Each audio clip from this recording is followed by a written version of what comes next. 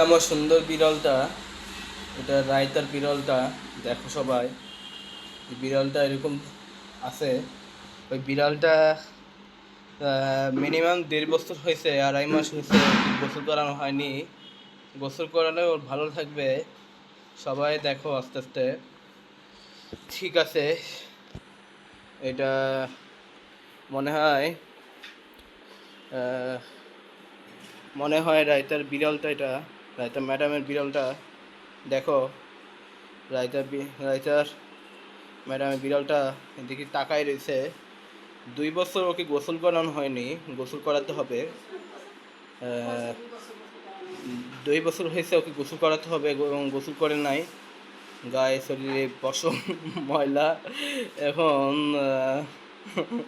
কি বলতে হবে, এটা তো মানা নাই।